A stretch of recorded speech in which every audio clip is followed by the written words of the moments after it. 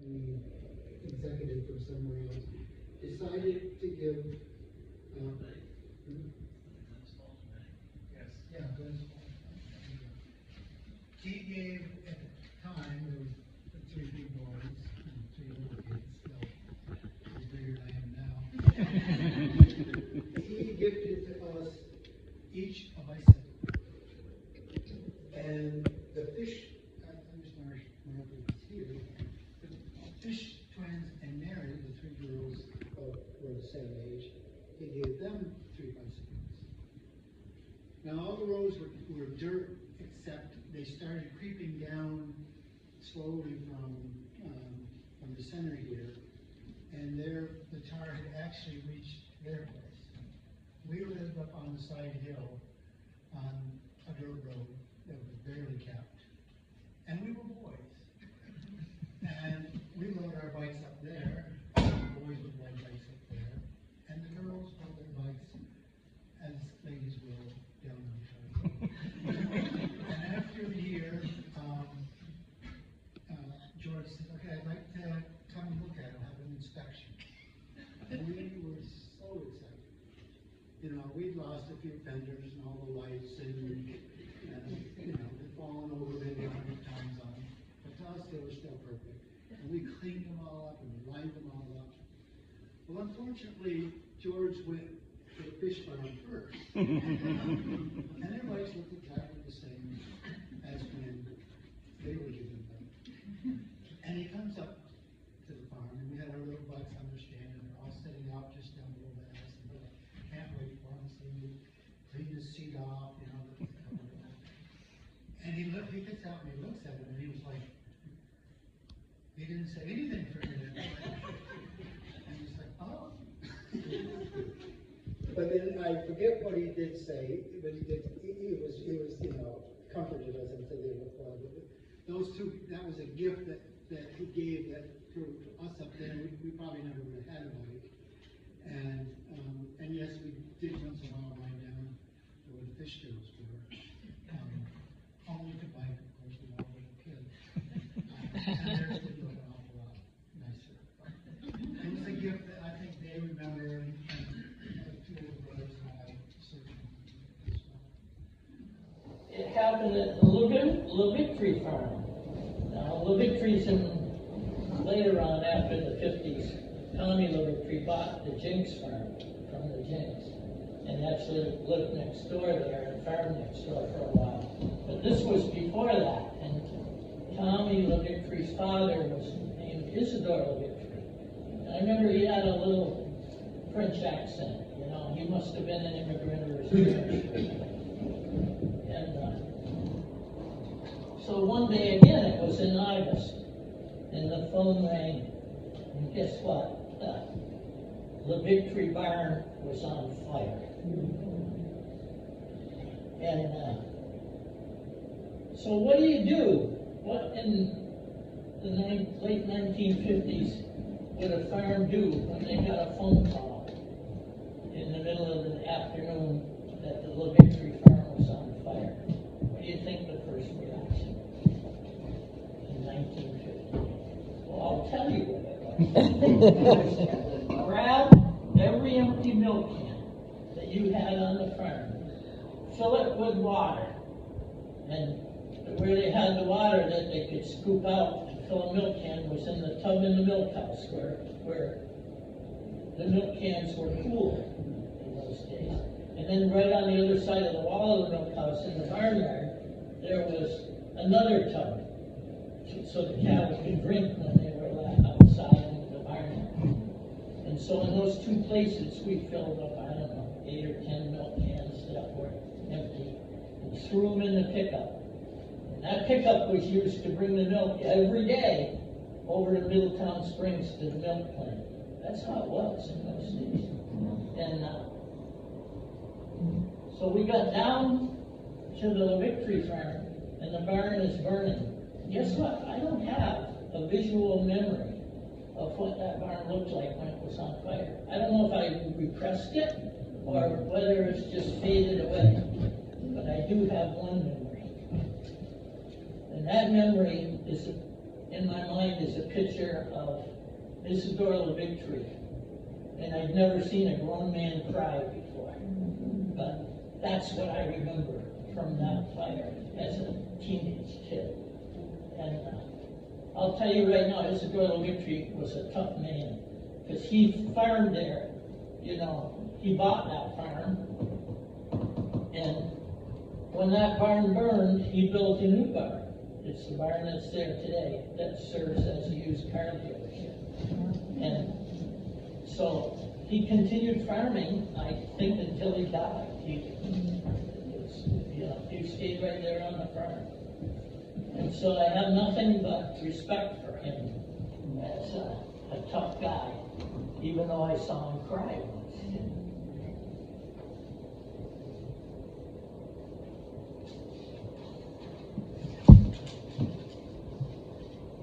So the milk cans with the water in them were used from the fire department didn't exist in Clarendon, so the fire department from West Rutland came up, and sometimes the fire department from Rutland would cover. That's what was done in those days. I think the volunteer fire department in Clarendon started in the 60s sometime. The cattle were all out of the barn because they were on pasture. That's what farmers did. You know, the potters pasture their cows over on that CD land.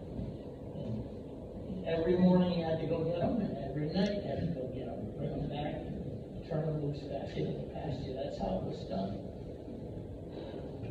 And so because the cattle were out of the barn on pasture, I don't think they lost any cattle.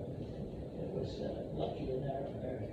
But you think about it, you know, a farmer whose barn burns in late summer, they've lost their winter feed. So, you know, I don't know how that was handled. I know it didn't put him out of farming. He might have for the winter, but it didn't. He continued to farm. And they used that water not to put onto the barn fire. That was, you know, you weren't going to do any good there, but it would protect any outbuildings or the house which was across the road.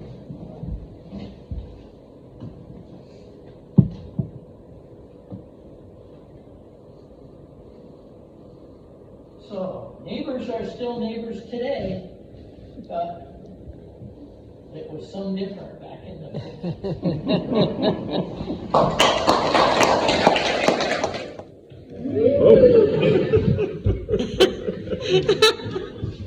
Been to Tinmouth a few times. I went to the Solar Fest. Okay. We live in Randall. We built over time, so come down many times. Recently made forays in Middletown Springs. Farm. So glad to be here. Thank you. Thinking of a Vermont story, and this is really a Valentine's story. I went to college in Potsdam, New York, and I had friends in the SUNY system. One of my good friends, and I was texting today, she went to Plattsburgh State, and so I'm not sure why, but in February, off I went for a winter weekend visit to another college friend, and her accommodations at the time, I don't know much better, but her accommodations at the time were at Point Roche, off on the edge of the lake, and I think they were summer cabins. And this was February, right? So the way they accommodated the college students was bales of hay around the base, and I don't know, it was cold. And I came with my normal equipment, a pair of white skates, went out on the lake in the wind, and there was, you know, trucks driving out. I mean, the lake was solid then. There were trucks, there was everybody. And the wind was blowing. I didn't mention my name's Gail, right? And I went back there and I said, Kathy, it is awesome out there. I said, I could ski over to Vermont. And she said, no. And, you know, that was the plan. I called up my relatives who now live in, they were in Bridgeport, they're down in Addison County now. And at the time they were in Burlington. I called them up and said, can I come for dinner? And he said, yeah, sure, of course, Gail. And so I just bundled up, skated across, and, you know, I tried to go pretty fast, and the wind was definitely in the right direction, so that wasn't a problem. It just, my goal was to go faster than the cracks that I heard. I got to the center, you know how things happen with ice. In the center was a big seam line that I had to climb over. The snow built way up, you know. And then I got all the way out to the edge, and I think this maybe South Hero. I've kind of tried to replay this in my mind. South Hero, where I have friends now, and we got French through the slush and up onto the road and found the way to Burlington. Pretty simple in those days. We went to dinner, and my girlfriend and her friend drove up and around along the way, and then brought me back the next time. So, sort of famous with the Vermont relatives for being a go-getter skater. And by the way, I'm in the figure skating show in Rutland on March 2nd, so you all look like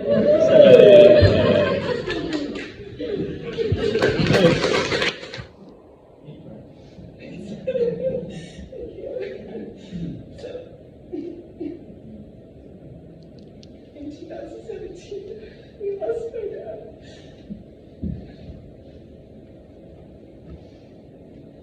We don't usually talk about it, but it was somewhat unexpected. And it was really hard for me. I was very, very close to my dad. And I was devastated. But I kind of have him with me every day. Because every day I take off my jewelry. You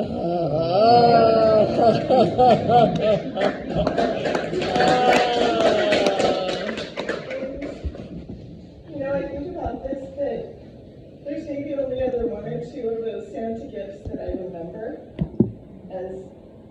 As a big deal as it was, I'm so grateful now that this is what he gave us, because I have a little bit of his heart with me. And I know that he made this with me at times. So, treasure the little things.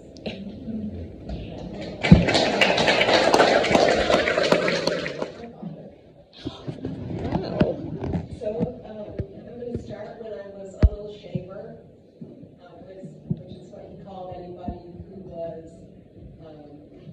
4 and under. And I was first born in my family, and he wanted to, I think, have a closer relationship with his kids than what he experienced with his dad. So he would come in from the barn. We grew up on a small dairy farm as well. And so we played this game called Black or Red. Have any of you ever played Black or Red?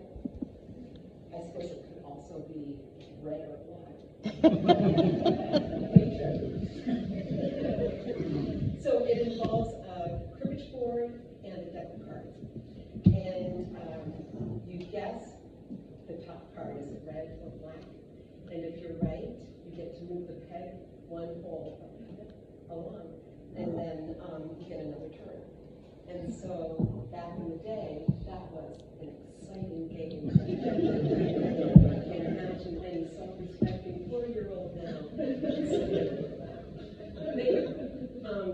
Time went on, and I don't know if this happened, but I wouldn't be surprised if I was the first in my little class of 13 to learn what numbers add up to 15. And once I got that, and all the other incidentals like the right jack and all that kind of stuff, we were playing cribbage. And especially in the wintertime, it was a nightly thing. And one night, I was about 8, I went to get the cribbage board, and it wasn't there. I said, Dad, we got a problem. I don't know where the cribbage board is. It's not where we put it last night. And he just went, I'll be right back. Puts his boots back on, his jacket, and he goes outside. He comes back with a cribbage board, and I said, what is the cribbage board doing outside? And he said, well, Mike and I were doing a little playing of cribbage today out in the barn. Now, you might remember, this is back in the early 60s, micronite had something to do with filters on cigarettes or something, but in this case, micronite was the barn cat. Okay, so then we're into the game. So a few weeks later, it was my birthday, and my mom was never into the fancy wrapping of gifts, but this was really extreme. The gift was wrapped in newspaper and bale paper. And so I opened it up, and this was what was inside. So there's probably 30 or 40 cents worth of goods here. The board. So after I opened it up and all the brouhaha settled down, we started playing the game. But before that, he had to tell me everything that was wrong with, his workmanship here. So I won't go into all of that. But the wood started out as a floor plank in his parents' L that we had all worked to take down, and it just off in the corner had been covered by furniture. So it's bird's eye maple, and he just planed it down, sanded it. He didn't use any electricity. He drew the grid on, and then put a little piece of tape around his drill bit so that all the holes are the same depth, and it's a hand drill.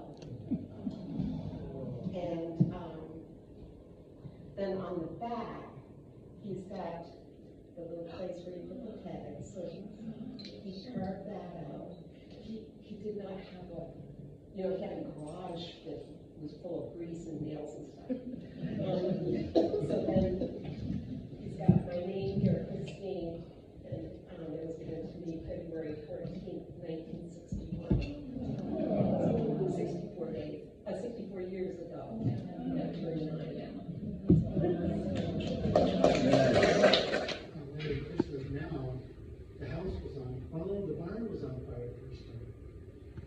And I went out of school, I ran down and I grabbed the bell and picked it off the ground, and I rang the bell. And anybody that heard the bell ringing at the odd time meant there was something wrong, and people came, and people went over. And of course, there's nothing to do but get the cows out. You do what you could do. But again, you couldn't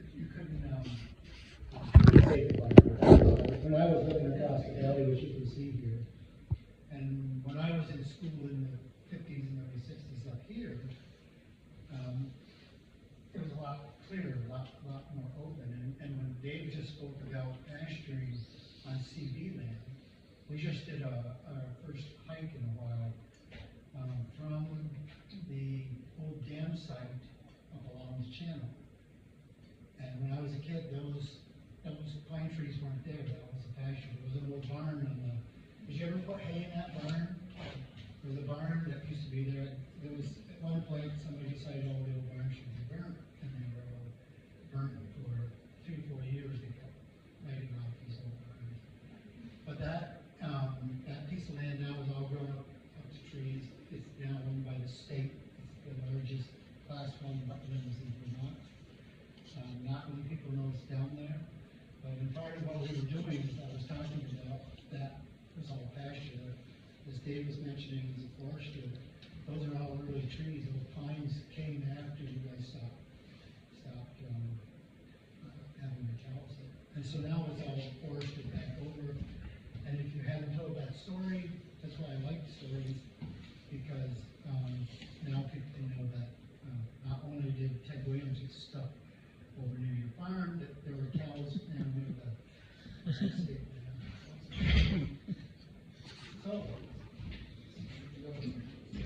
every one of these. And I was thinking, oh, a gift. I can't think of a story about a gift.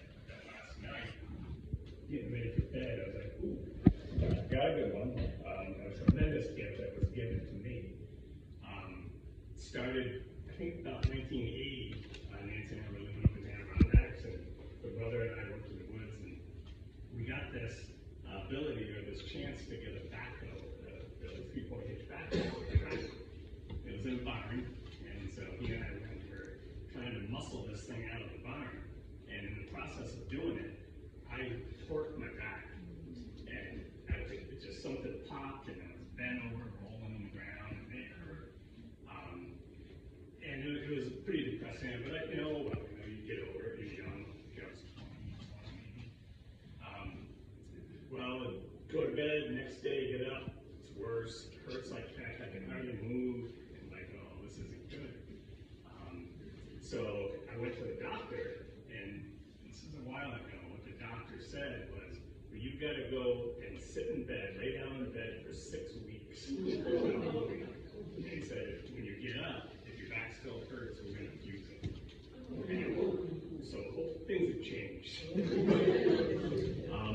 So that was pretty depressing. Here I am, working in the woods and woodworking and horses, and I was like, it didn't feel really good. Well, lying on my back, we're in a cabinet, the camp right on the lake, so the gorgeous place to be if you have to lie on your back and breathe going up, right? Well, our neighbor, Doug Knight, who actually came here and he has a bluegrass band. I don't know what the picture is. It's still up. Speedy, one of the guys who he gave a gift to this. Hey, this is back the door. He's an artist, and wherever he goes, he draws a picture of the place. So anyway, they came here. He was an amazing banjo player. They had a couple of bluegrass bands. He was our neighbor in the Adirondacks, and so he came and he was teaching me banjo. I was lying in bed playing the banjo. Nothing else to do, and Nancy wasn't there, so it wasn't horrible for her to hear it all the time. But I got pretty good at it, and actually, another story, ended up going on to win a banjo contest. That was another story.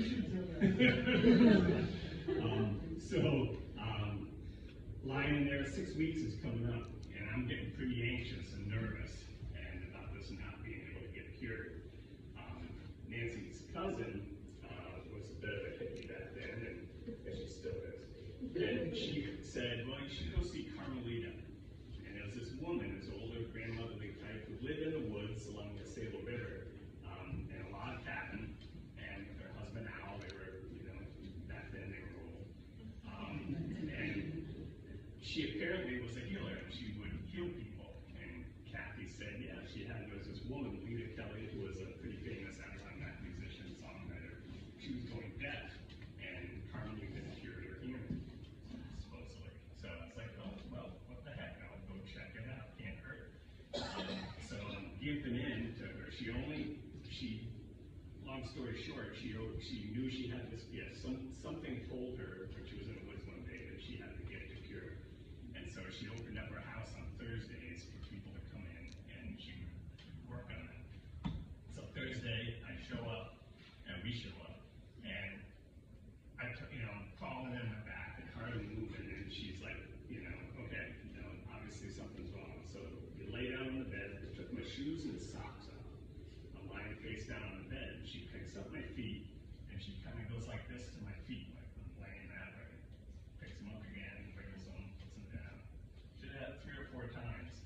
And then she's, okay, roll over, and she proceeded to tell me that I have a hiatus hernia.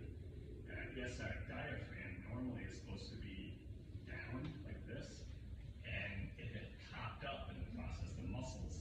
So she said that was causing all the problems. She said I was regurgitating food at night, my right leg was painful down to my ankle. She was describing all the symptoms that I was having. So I was like, okay. So she said, I'm going to stick my thumb this far into your chest, and you're going to feel it pop, and you're going to be better. And she did it.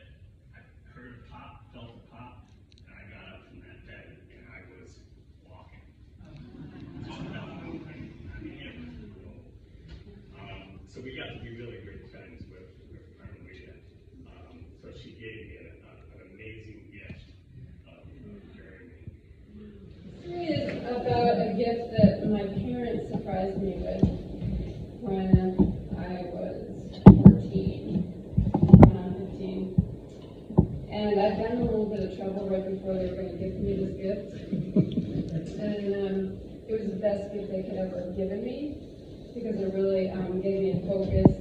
And I'd been taking horseback riding lessons, and I thought I was going to ride again. And there'd been a new horse number on it I'd ridden a couple times. When I get to the stall, there's like a big note and ribbons and everything else, and it said, congratulations to you and your new horse. And I was like, of course, so excited. And at the same time, in the back of my mind, I was like, I would never have chosen this horse. Pick a horse for several reasons. One being his physical limitations, if you look at it that way, from being a racehorse and things like that. But still, I wasn't about to let them know that I was disappointed in any way, shape, or form, because this was fantastic. And we brought him, so this barn where he was way out in another county, and there was an old peg-together barn in a nearby town that was next to a park, and that was still able to house horses, even though the whole suburban neighborhood had grown up around it. It was still grandfathered in. If the barn ever burned, it would never be able to be rebuilt, but it was the coolest barn. So that was where he came, November 7th, 1975. And I remember riding through the park and taking him swimming in Lake Ontario, which was in Rochester, New York area. And this horse went everywhere with me. My parents, bless them, found a way for me to be able to take him to college.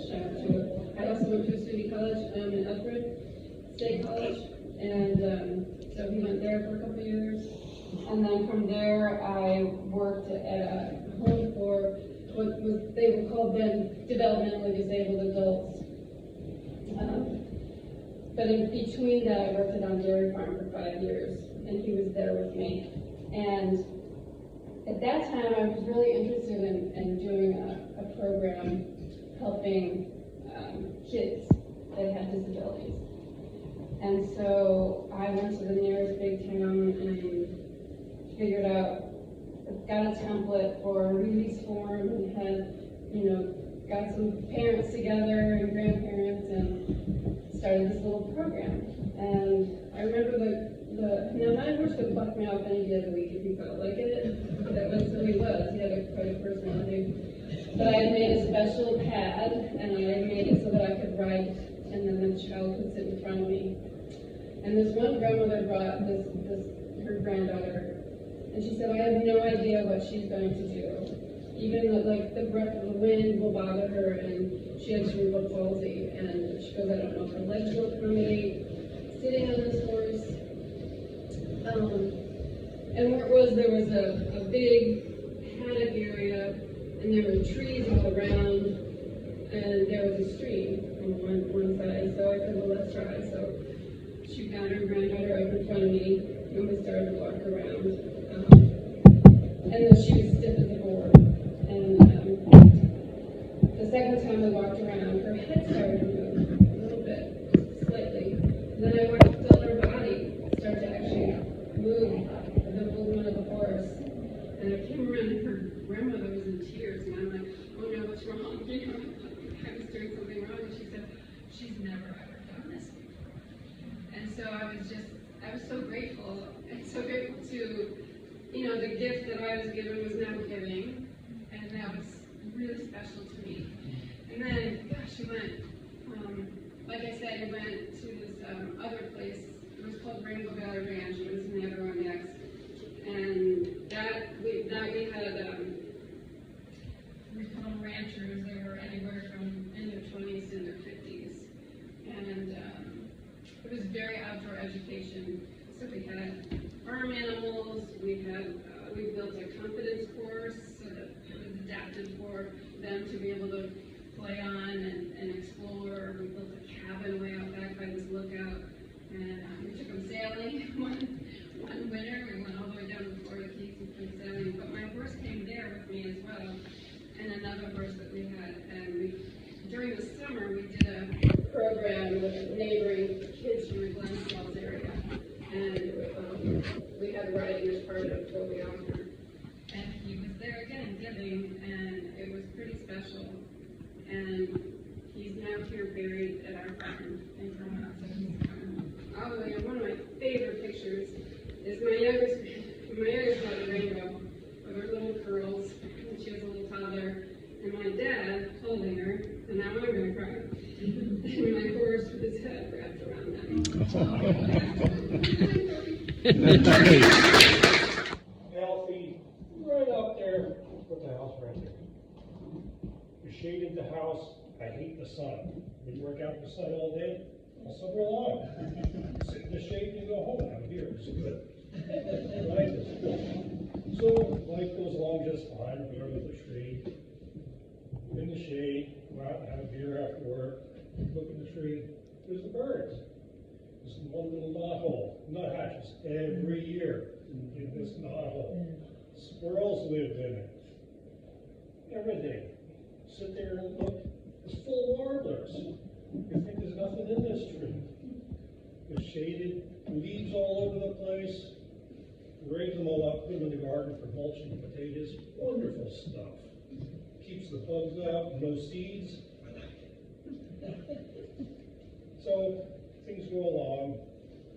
And then one day, took stuff into the smokehouse and come back and I go, oh my God, there's a hole in the tree. But what's interesting is where the hole is in the tree, we had a swing a long time ago. And Emily Pratt was swinging on the tree in the swing, and the rope broke. She fell down, hit her head, got a concussion. Things are okay. But since then, the limb died.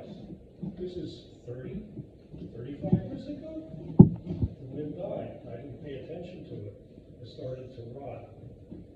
And just last year, over the years, I saw woodpeckers come in here. Hey, woodpeckers are moving in the tree. Maybe they're not so bad. So then last year I looked, there's a big hole in this tree. You can take a stick. This is a 4-footer. You saw it. In a 4-foot tree. You can take a stick that long, all the way in the tree, all the way down. Oh my God.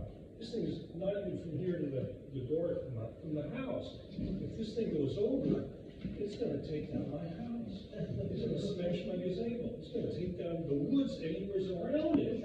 What are we going to do with this thing? Oh my God, I can't cut it, Mark. I'm not going to let you cut it.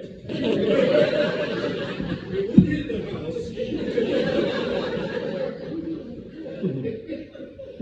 So we decided, after hemming and hawing and up tighter than bark the tree anyway, we decided to have somebody come and take it down. So the company comes in, they set up the boom thing up there, and they start cutting things, and then we sort of said our farewells to the tree. Jan went and took some paper hearts, put it on the tree, because it was just about this time of the year, and kind of honored the tree. Well, this tree has a spirit. You can feel it. The guy's cutting the limbs off the tree, off the top, and dropping them down and chipping them up. Next thing you know, he folds up. They're in the truck, and they booked out of there. What happened? The guy has heart issues. He had to go to the emergency room. So, what's going on? So 3 weeks later, they come back. He's better. They come back with a taller boom truck, because the thing must have been 85 feet tall. Because the boom would only reach it. The first one only reached 60, the second one reached 70. But he still had a 15-foot blade and still not reaching the top. So he's cutting this thing down. We're all sad about this thing. So Jan comes out. She's got clogs on. Taking pictures of this whole thing. Slips. Boom! She's not out for quite a long time. I was thinking, what is it with this tree? First this guy, and then this thing. It's like, I don't know, so you have to honor this thing some more. So what I'm doing here, and then other things have unfolded since then, so I'm cutting this thing up with firewood, and and saving some of this, sort of the woodwork too. You know, you get into the stuff around the crotch, it's beautiful. So, cutting chunks of slag wood out, cutting things, because I cut a great big piece out of it. What do we do with this thing? You can hardly lift it. You're going to make this into a table? Or what? Cribbage board or what? So I'm working in the middle of this thing. I got 5 or 7. There's more than a year's supply out of this one tree. Plus some mountains and pines. So what I'm doing is I'm telling the story to sort of honor the tree, include you all into this whole thing. So thank you for listening. Once I began, I was born in Tinmouth, or not born, in Rutland, but raised in Tinmouth. Became the road commissioner at 23 years old. And one day I was coming back into the town office. This was just after town meeting. And the select board were finished appointing different things, fancy yours, as he was talking this and that. And Caleb, we were just getting done. Caleb Scott was on selectman, and he said, "We ought to have something more fun, like a town hugger or something." He says, "You want to be the town hugger?" And I said, "Sure." So they kind of started tongue in cheek. For 3 years, it kind of went that way. Anybody want to hug? Go give them a hug. Somebody was sick, go give them a hug. Somebody was tired, family hug. And, somehow, Vermont Life magazine heard about it. They came down and did an interview with me about it. I got a postcard out afterwards that was addressed Hall Squire, Road Commissioner, Town Hugger, Rutland County. And there were a lot of people, but they got to me anyway. On the postcard it said that this lady said, she says, "I didn't know what a hug was when I was a kid." She says, "I was a foster kid, I was tossed from home to home." She says, "I certainly do now." She says, "I think it's a wonderful thing you're doing. Maybe we could get together for a hug sometime." On the top, in tiny, tiny letters, she put her phone number. So I called her up and made an appointment to go see her. I said, "The farthest I've driven so far to give anybody a hug was 85 miles one way." She said, "I went to Waterbury. Was going to spend a half an hour, ended up spending 3 hours. We became great friends, a retired farmer and his wife. And stayed great friends. And she'd come up, and they'd come down, and I'd work there, and this and that. And so then, the Vermont Folk Force out of Middlebury heard about it. So they came there to do an interview with me. So I'm doing the interview with the guy, and we're in the firehouse next door here. We did an interview for about an hour, and we got done. He packed the stuff all up, and we sat there for 2 more hours, just telling stories about different things, this and that, growing up in farms, this and that. And I said, "You know, Greg," I said, "you got the best job in the world." I said, "You get to hear everybody's story." He said, "Yes, I do." So, where was I going with that? Oh, so David gave me a little bit of a cue up. I'm talking about in the magazine, they had a Vermont Folk Force magazine, and he says to me, Greg called me up, and he said, "Well, we were going to put you on the cover." He said, "It was a toss-up between you and the nun." He said, "The nun won out." But in that book, there was, and Greg was telling this story before I saw my thing. He says he was interviewing this guy about the old stores up north, way back his father had them. And he says, "We got all done the interview, I got all my stuff back in the truck." And he says, the guy's name was Otis. Otis says to him, he says, "I can heal." He says, "What'd you say?" He says, "I can heal people." He says, "I couldn't get my stuff out of that trunk fast enough." He came back 3 or 4 different times interviewing. But he would heal people he didn't touch them. He could run his hands down the side of them, he could tell where the problem was. And he says, "I woke up in the middle of the night and I heard a voice that says, 'I can heal, so can you.'" That's just what it was. And it just says, don't know how. And I just got the article at home. He healed about 20 people. They could only do 2 or 3 a day because it took so much out of them. But there's some amazing stories of when I went to, the Chronicles, a TV station in Boston, heard about it. So they decided to implement that new story about the phone home. And this thing's like, well, it's not a tree hugger, it's a people home. So, they did a phone interview first, and I'm talking to them, I'm telling them about Mrs. DeBelle, gal, gave, drove 85 miles an hour to give her a hug, and being great friends, and they tell them about her, she says, what do you think she'd want to be in a video? I don't know, I said, they drove all the way down to Waterbury, and had the video here. So, in that interview, I said to the TV station people, I said, I think if we could spread hugs around the world instead of bombs, it'd be a whole lot better out. And so I came after that. Well, after that, I came up with the idea of, well, let's spread the hugs. So I deputized anybody that wanted to be deputized. And I had deputies in at least 30 states and 5 countries that I know of. And they can deputize anybody who wants to be deputized. So we got hugs going around the world from right here in Tinmouth. Now, another thing that I do, that's to me, is a gift to me to give out. I tell people, I was told a gal in the bank this summer, I said, you got a smile that lights up the place. I said, always use it, don't ever lose it, and don't let anybody take it out your face. Okay? I said, okay, I'll try it. And I told her that this summer. She said, you told me that years ago, and I gotta tell you, I was going through a rough time in my life, and that made a difference in my life, she said. I said, well, you just made my day. So what I'm going to do is I'm going to deputize every one of you. I want you to spread love and hugs around the world. Just a kind word to someone. I go up to people I don't even know in the restaurant, even if I haven't seen them smile, and I'll say, I'll be willing to bet that you've got a smile that lights up the place. So always use it, don't ever lose it, and don't let anyone ever take it out your face. So I would love that if all of you would just spread a kind word to someone, and just keep it going, just keep it spreading, spread the love. That's what I want to say.